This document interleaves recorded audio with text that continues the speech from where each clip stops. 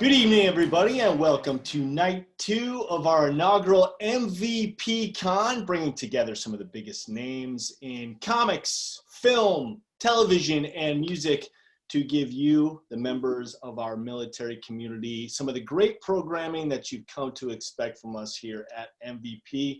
And of course, MVP Con continues the USO's mission to keep our military service members connected to family, home, and country. I've been looking forward to this interview for quite a while. This is going to be a great one. You probably know him from The Walking Dead, the Smash AMC show. He plays Daryl Dixon, the one, the only Norman Reedus. Norman, good to see you, my man. Hi, Chris. How are you, man?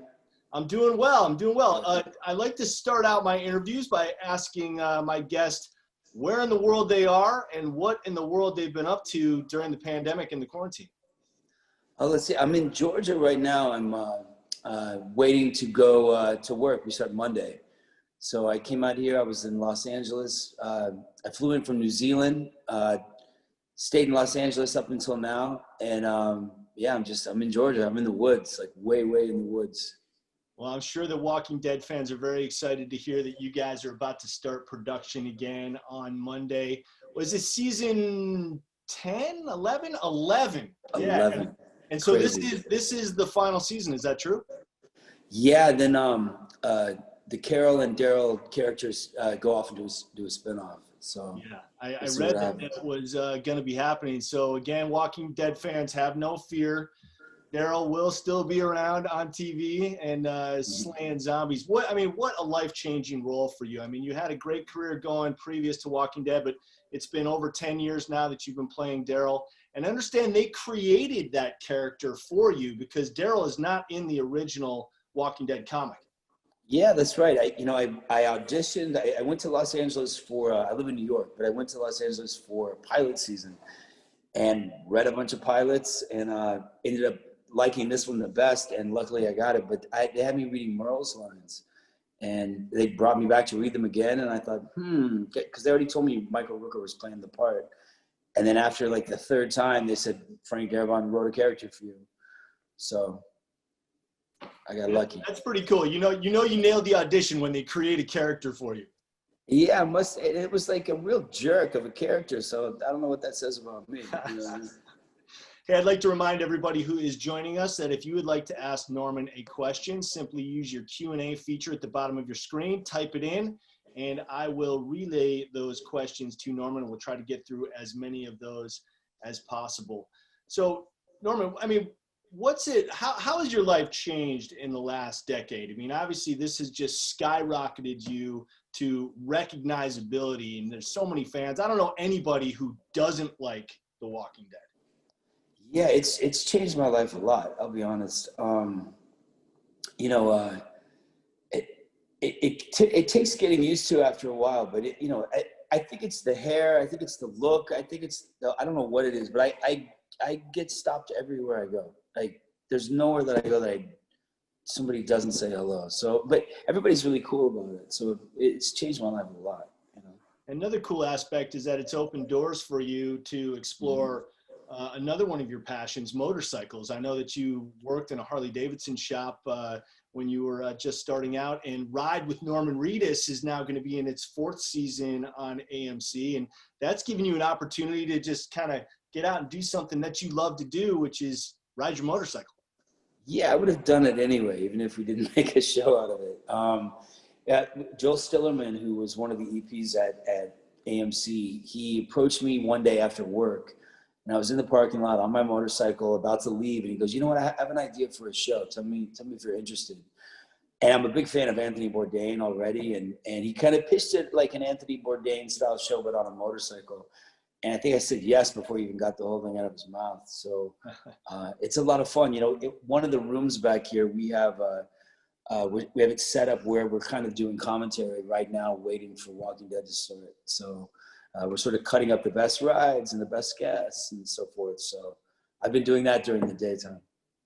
What's cool too is that you're able to call upon your friends to go riding with you. I know you're great buddies with Balthazar Getty, and he was one of your guests on the show. Riding across, I believe you guys rode into Death Valley. Is that right? Yeah, and it was beautiful. We took dirt bikes out on the salt flats. It was amazing. Just beautiful. That's really cool. Let me get to a couple questions for you, Norman, in the Q&A here. I'll start with Cassidy McFarland, and she would like to know if you could have saved one character from The Walking Dead, who would it be and why? Wow, that's a good question. If I don't say certain people, they're going to get mad at me.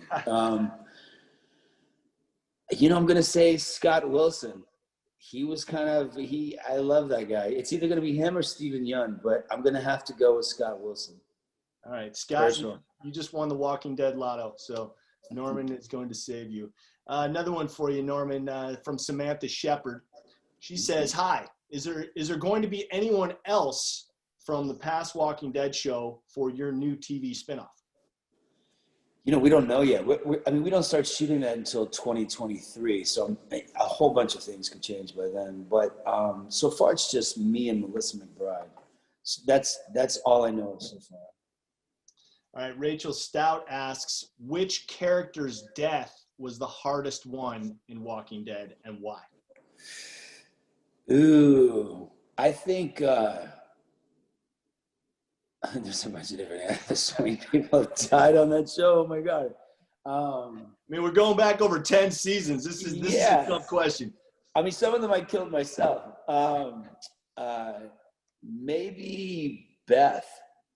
Maybe her character, because I carry her body out, and it was a big moment, and they had me. I cried real tears during that one.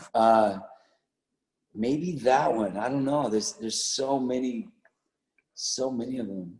There's like such a lot. In our studio at Walking Dead, where I do some of these Zoom calls sometimes, there's a whole auditorium, and it's nothing but pictures of all the people that have died on our show. So and it literally goes from here all the way around to over here.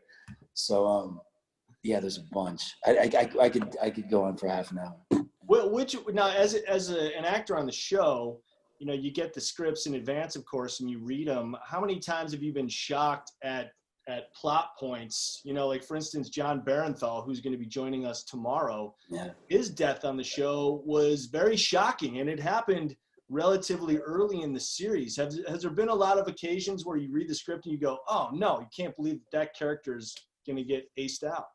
Yeah, quite a few of them.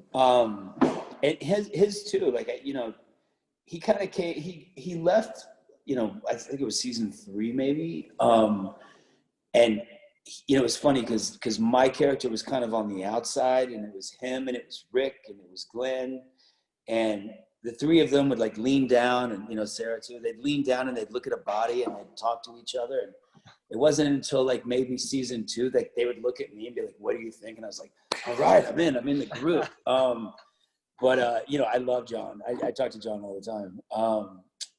His was a big one. But yeah, and many times. I didn't see it coming, and I'll learn about it sitting in hair and makeup, and I'll read the script and I'll be like, no, And I think they tell the people that are going to die on the show before they tell everybody else, so that they can say their goodbyes their way. That's good. That whole concept of characters dying always reminds me of that movie Galaxy Quest, where the guy is so sure he's going to get killed off because his character doesn't have a last name. It's such a great moment in that movie. Norman, Jessica Woodruff says, no question. She just wants you to know that you've just always been a favorite of hers. So thank you for that. Thank you for that. Yeah, I appreciate it. Appreciate that. And Sandy Durrance wants to know, what is your favorite show to binge watch?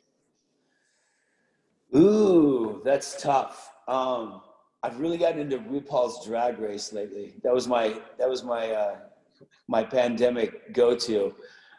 There's that. There's South Park is a big one. I can't get over South Park. I was really into Succession. Oh, great show. Yeah, there's so many good shows, and so I don't know. I'm a huge Succession fan too, and it's such a bummer because of the pandemic and the lockdown. They had to delay shooting their season 3. I think they may be in production again, but we're gonna have to wait quite a while before Succession show comes back. Man, what a great Have you seen Ozark? Oh yeah, I binged all of Ozark too. Yeah. You know, when Succession came on, I got really into Succession. I started watching it, and then I'd sit there watching it, and I'd be like, man, they're shooting all day on a yacht. Like, look at, they're getting in helicopters. They're in castles, and like, I'm eating a squirrel in a ditch somewhere on my show. And I'm like, what? This is not fair. Right. Not fair at all. You're in the backwoods of Georgia, and they're in a yacht in the Caribbean somewhere. Yeah. Eating caviar and champagne. And I'm like, what? It's not fair. It's great work if you can get it. David Ferguson says, met you at Walker Stalker in Orlando a couple of years ago. Last photo op group. Any more silly string sneak attacks? I thought he was going to say, I met you and you owe me money. Yeah, I mean, when it's possible, I will definitely silly string you. I don't know where that came from. I think somebody gave me some once at one of those things, and I started squirting people with it, and then people wanted to get squirted with it, and then people just keep bringing me bags of silly string at those things. So, and then sometimes I'll like send pizzas out, like I'll buy like 30 pizzas and send them out there because there's so many people, and then I'll squirt the pizzas by accident and people get upset. Yeah, I'll silly string you. I ain't afraid.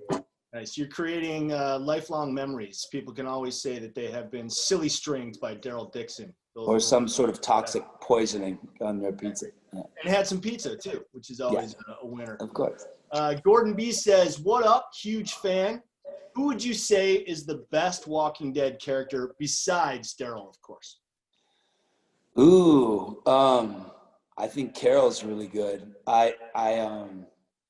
You know who I'm really liking right now is Father Gabriel.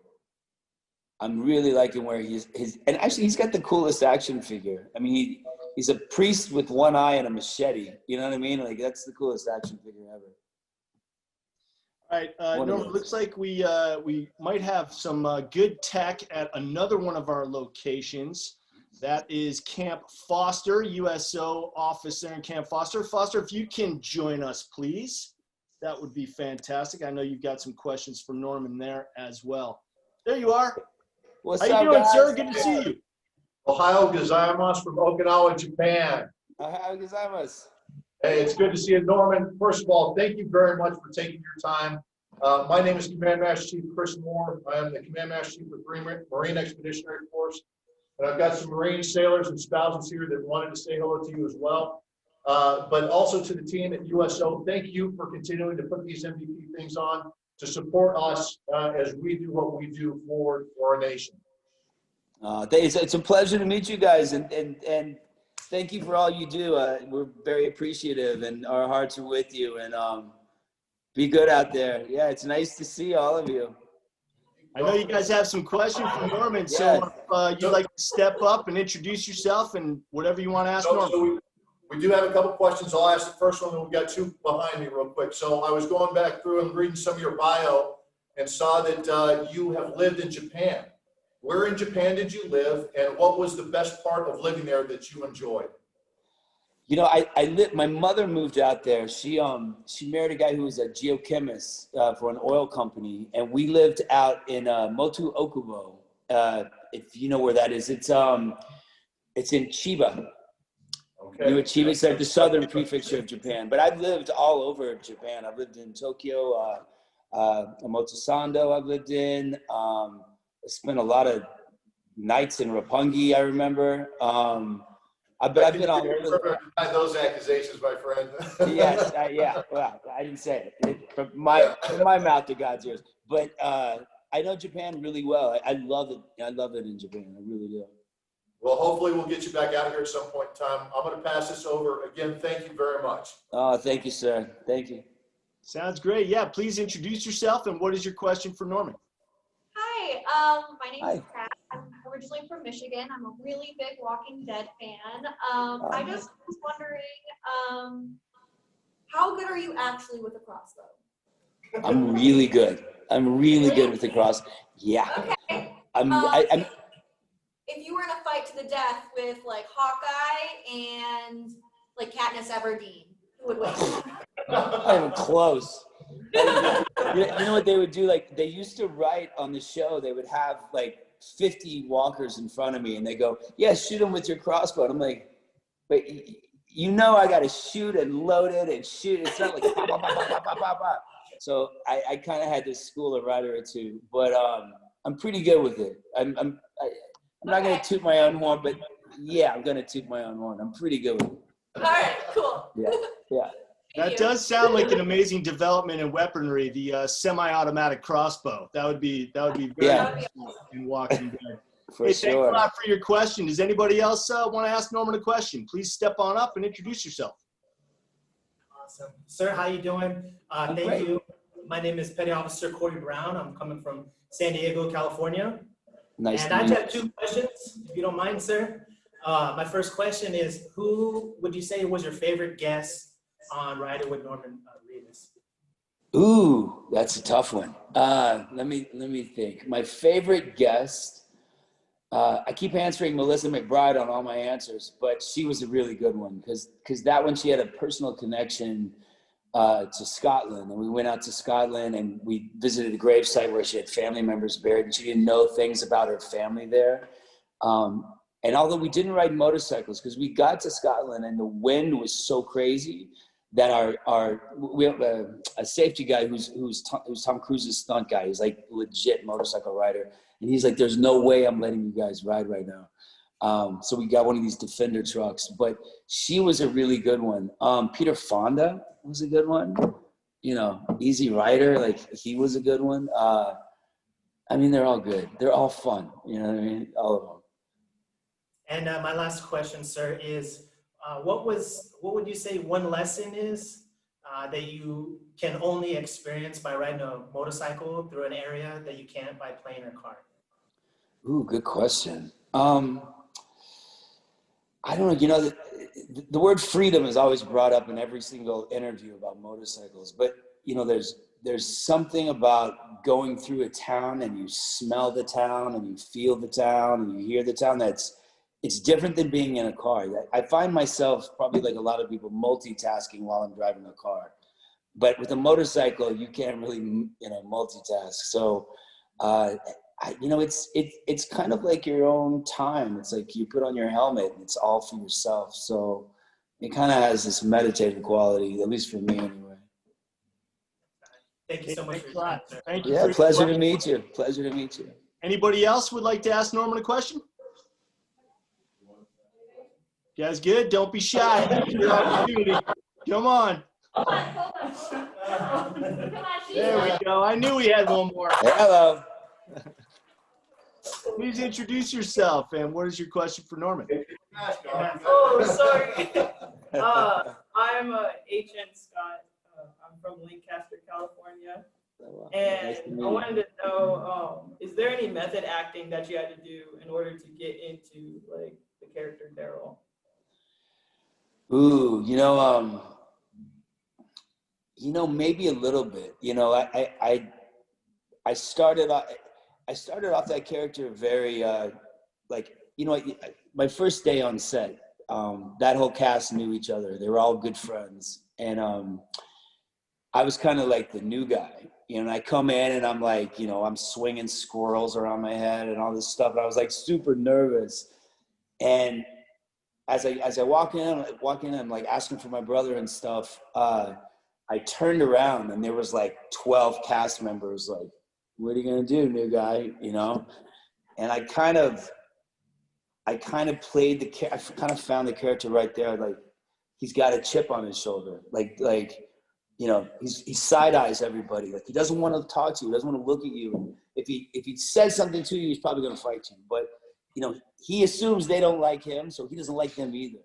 And I kind of played it all sort of like this. And as the seasons progressed, I kind of slowly squared up to people. And now you can rely on me. You can trust me. I'm not going to bullshit you. You know what I mean? So it's like it went from that to that. And sometimes I find myself kind of getting back in it a little bit when I'm getting ready, you know, especially if there's a new character, even late in the seasons, I kind of revert back to an old Daryl sort of hello. You know what I mean?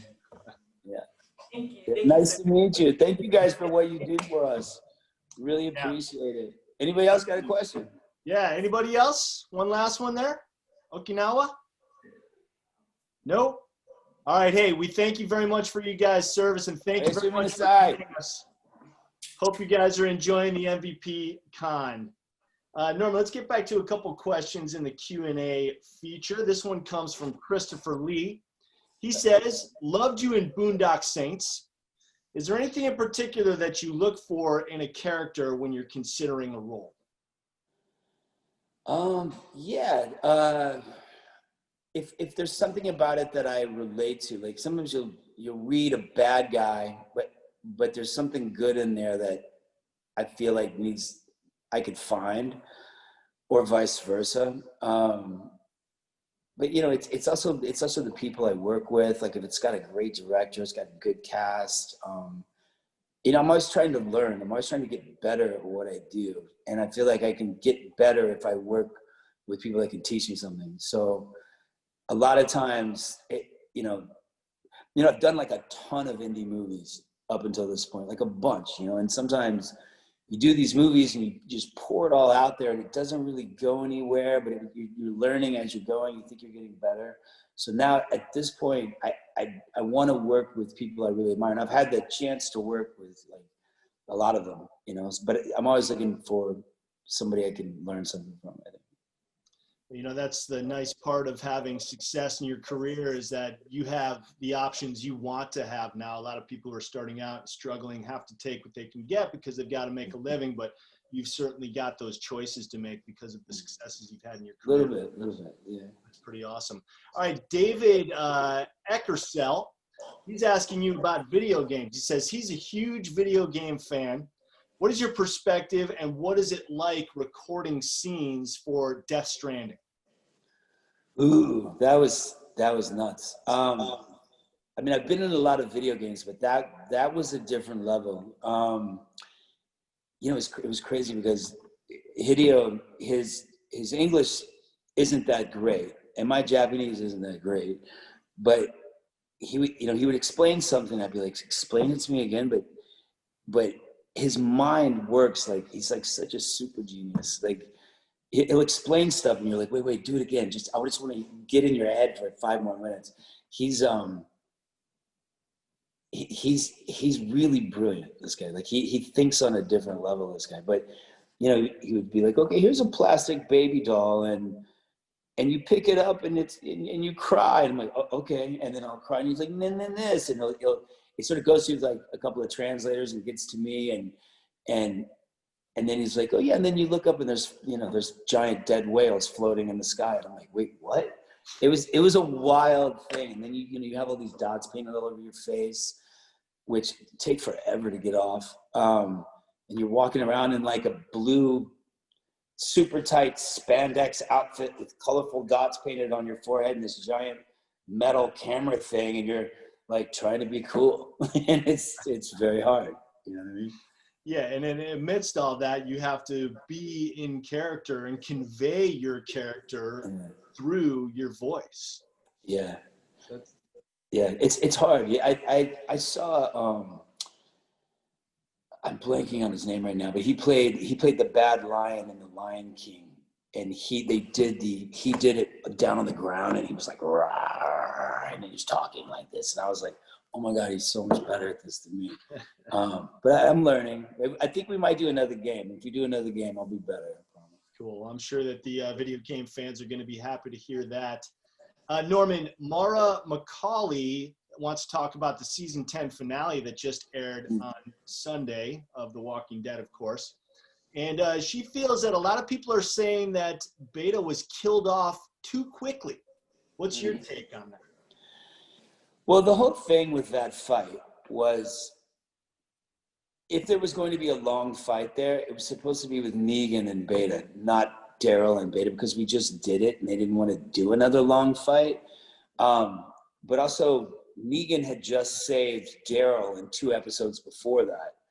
And this was that, going forward, we're hoping that Daryl and Negan have scenes together and do scenes together. So to make that right wrong, it was my turn to save him.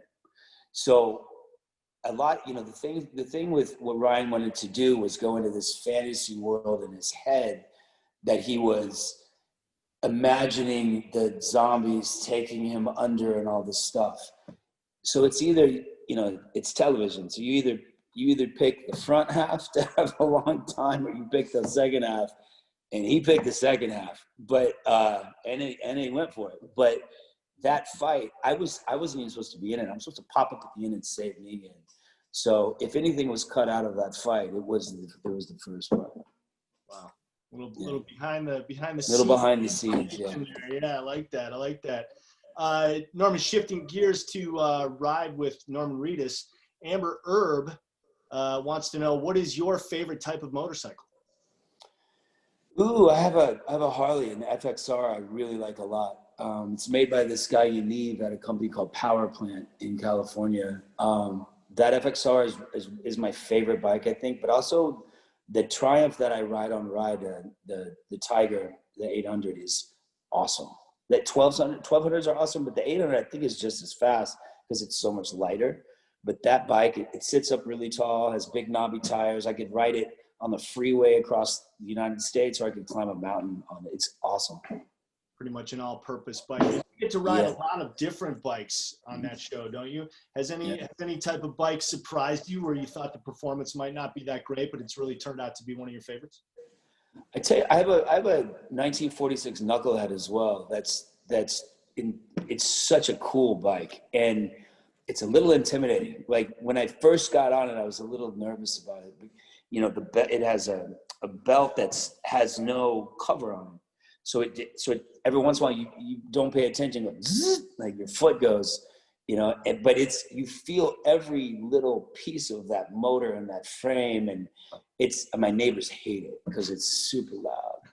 They hate that bike. But it took me like a couple of times to like tame the bike, you know. It definitely was riding me more than I was riding it. Yeah.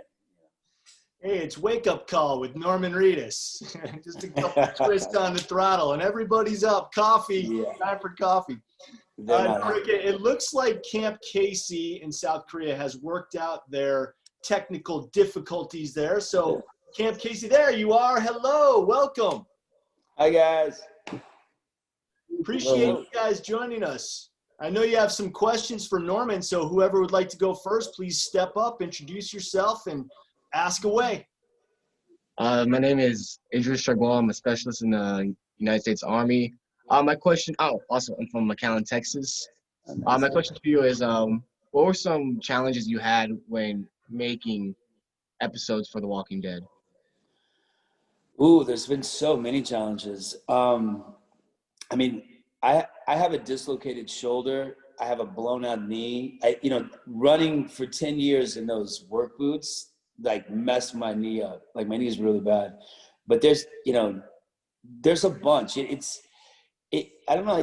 That show's one of those shows that I think we're all going to need therapy when it's over. You know, like we've like real blood, real sweat, real tears. There was an episode of Ride that I had Michael Rooker on, and he admitted on camera something that happened behind the scenes, or actually on camera during a scene. But I got cracked with a Glock, like right over my forehead. And I already have a titanium eye socket because I was in a car crash in Berlin. So I kind of, it took me a long time to get my equilibrium back. But he cracked that same spot with the thing, and I never told anybody. Like 9 years, people would interview me and they'd say, "Oh, I heard you had an accident." And I'd say, "Oh yeah, I fell." I never mentioned it. He was on Ride. And he goes, "Remember that time I accidentally cracked you in the face with a gun?" And I was like, "Dude, I've never said that on camera." But he goes, "Yeah, it's cool. You can tell me. It was an accident." But I've had a lot. I've had stitches and black eyes so many times on that show. Wow. Appreciate your question. It's not. Yeah, it's a pleasure to meet you. Likewise. Step on up, introduce yourself, and ask Norman your question. Hey, Norman. Hey. My name is Specialist McKinney, also in the U.S. Army. So I'm from Grants Pass, Oregon. It's a really small town. If you've ever been on the West Coast and you have Dutch Bros, that's the home of Dutch Bros. So, I mean, that's about all we got over there. Oh, nice, nice. So my family's a huge fan. So I just wanted to ask, like, what was your favorite role in like anything that you've done? And in the future, are you planning on making any more like movies or like video games? I know you've done quite a few of those, but if you're going to be like the main like header for another video game like Death Stranding? Yeah, I think we might do another Death Stranding, to be honest. Yeah, which would be great because I'd love to just work with Hideo again. I really liked Boondock Saints. That was a fun movie to be in. And I'm actually talking with Sean, and Willem Dafoe, and Troy about possibly doing another one. So that would be fun. But I have to say my favorite character is Daryl, only because I put so much work into him, you know? Like I've really gotten to know the guy, you know? So probably Daryl. That's fair. Yeah. Hey, thanks for asking the question, man. Appreciate it. Yeah, nice to meet you. It's a pleasure. Anybody else there in South Korea like to ask a question of Norman? How you doing, sir? Hi, how are you? I'm PFC Beckwith. I'm from upstate New York. I was just wondering, how did you start your acting career, and where are you from the States? I was born in Florida. I currently live in New York. My mom's up in Woodstock. My son goes to NYU. I live in Chinatown. Yeah, I'm currently in Georgia doing Walking Dead. You're gonna hate me when I tell you how I started. You're gonna not like it. I was working at a motorcycle shop, which Chris mentioned earlier, called Dr. Carl's Hog Hospital, and I was the worst mechanic in the world. But I ended up getting in a fight and going to a party to drink off my woes. And I drank way too much, started screaming at a bunch of people from the top floor of a living room in this big Hollywood party. Somebody asked me if I ever wanted to be an actor. I told them to get away from me. We all ended up going for pizza afterwards. One of them called the director who was doing a play on Sunset Boulevard at the Tiffany Theater, who came to meet me to be in this play. She liked me, asked me to be in the play. I was like, well, I just lost my job. How much will you pay me? And she says, not only that, you're going to be an understudy. We probably won't even use you and you'll get paid. So the first day of the play, the guy that was supposed to be the lead didn't show up. And I had to go out there and wing it. And a lady from William Morris was in the audience. And here we go. Yeah. So I drank my way here, basically. And yelled. Yeah. Thank you, sir. Yeah, nice to meet you. You drank and yelled your way to success, and also pizza. There was a lot of failure before the success. The keys. Anyone else there in South Korea would like to ask Norman a question? Yes, from the very back of the room. Yeah, come on up. Oh, we got to see you online. Oh. How you doing, sir? Introduce yourself and ask your question. How you doing, sir? I'm Parvin Franklin from Oklahoma City, Oklahoma. Nice to meet you. Nice to meet you. Welcome to Oklahoma. And actually, man, I've heard a lot about The Walking Dead, but I'm new. I want to start watching. I want to get into it because I heard nothing but I heard nothing but good things. But I want to ask you, what's, in your opinion, what's two things that will hook me on The Walking Dead, on binge watching? You got to watch from the beginning, and you have to pay attention to the storyline, and you'll get hooked because you get wrapped up in the characters. And the thing about that show is it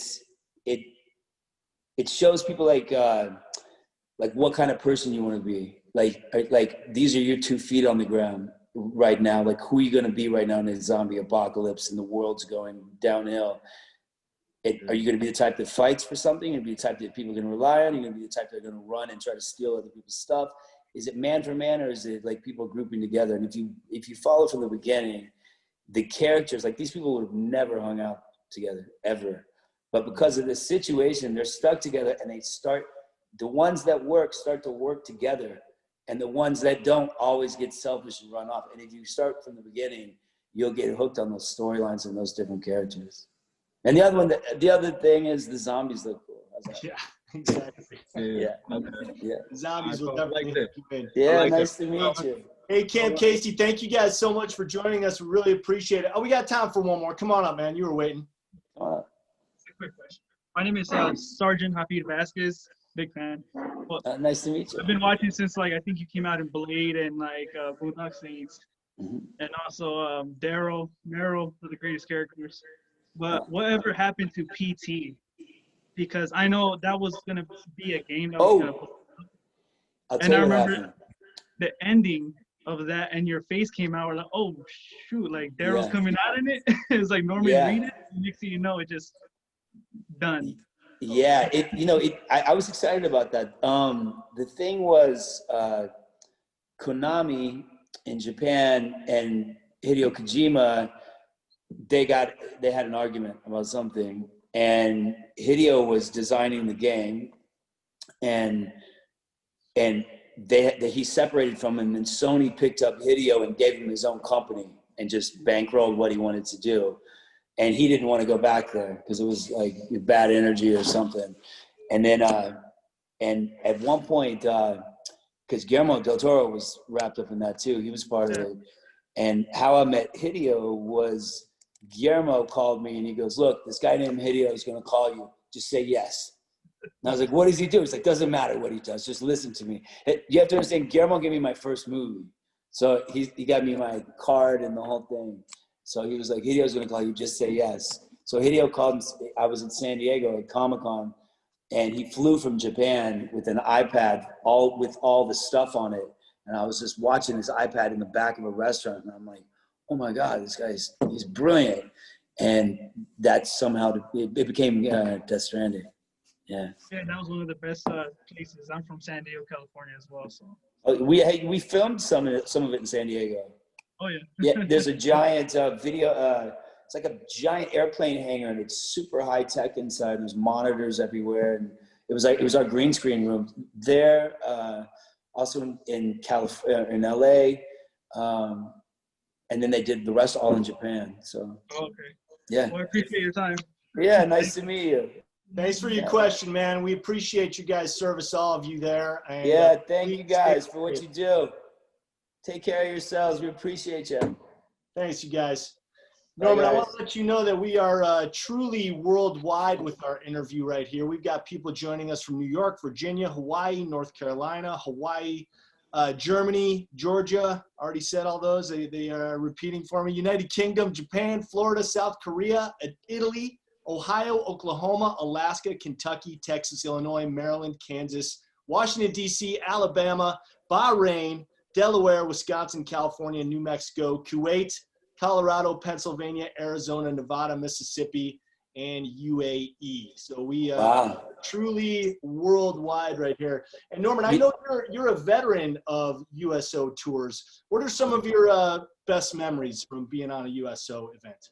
You know, I've been to Bahrain. That was one of the places we went. Djibouti, Dubai. We went a bunch of places. But you know, it was very humbling to do that and meet everybody, and it was such a good time. Like we went up in helicopters and did a bunch of crazy stuff. I'd say one of my craziest memories of the whole trip involved Sean Patrick Flannery, because he went with me, and at one point he was sort of sparring with all the soldiers. He was like, okay, let's do this. Let's spar it. And so you had a line around the block of all these servicemen and women that were just going to beat up the actor. And I was like, dude, you're crazy. They're going to kill you. And he's like a Brazilian jiu-jitsu champion or something. But he was like, and it was really hot. And I think this was Djibouti as well, which was like hot. And I would sit back there and I'd watch, and there was a line, and he would like crawl up someone's, chest, and then he'd wrap his legs around him. He'd choke them out as he's talking to the crowd. And then he'd like wake him up. Come on, let's try again. And 1, 2, 3 with all of them. And I just sat back there like, oh my God. Like if I'm ever in trouble, I want a Sean Patrick Flannery around me. You know what I mean? Chalk one up for the actors. Nice. Yeah, it was impressive, I have to say. That's cool. Where is there a particular location that you would like to go to on a USO tour? I would love to go to Asia, actually. I haven't been back in a minute. Like Okinawa would be great. I would love to see that. I've never been there. I would love to see that. Yeah, and there's so many places in the world I'd like to see, but I don't know. I'm feeling very Asian now because we were talking about it for a second. Yeah, you dusted off your Japanese a little bit. A little bit. I know. You know, it's funny because I did an interview on Japanese television early in the morning. I flew there with Andrew Lincoln, and this is where our whole prank war started. We get there and it's super early in the morning. We're super jet lagged. And there's a bunch of people in a room with a bunch of cameras. And he leaned over to me and he goes, "You can speak a little Japanese, right?" And I go, yeah, a little bit. And he goes, how do I say thank you for having me in your country? And I said, "Toilet wa doko desu ka?" Which means, where's the toilet, right? And live television, he gets up and he goes, wait, stop. Toilet wa doko desu ka? And I was like, live television. Everyone in the room was like, what? And then finally he was like, "What did I say?" And I told him. But that's where the whole prank war between me and I started. What was his revenge? He took my motorcycle and put it on a boat and pushed it out to the middle of the lake. He took my truck and he tinted the windows, but it said Andy's BITCH on it. I filled his trailer with roosters once. I mean, it just goes on and on and on. You know? Those are good ones. Those are good ones. Always there's a up bunch. to par. Yeah, very good. Norman, man, it's such a blast to talk to you, dude. Thank you so much for joining us here on MVP Con. I want to give you a couple minutes to offer some words of encouragement and support for the troops. I just want to say thank you guys for what you do for us. From the bottom of my heart, we are thinking about you over there, and it takes a lot to do what you do, and we appreciate it. And I hope you have a great holiday season and Thanksgiving, and you see your families, and a great Christmas. And thank you very much. I've met a lot of you in person on USO tours, and you're all good people. So thank you again for what you do. Well said. Appreciate that. Norman Reedus, Walking Dead, Ride with Norman Reedus. Good luck in Georgia, season 11. Good luck with the spinoff. We're all looking forward to seeing that as well. Norman, Thank appreciate you. it, man. Chris, it was my pleasure. Thank you very much, man. It was a pleasure.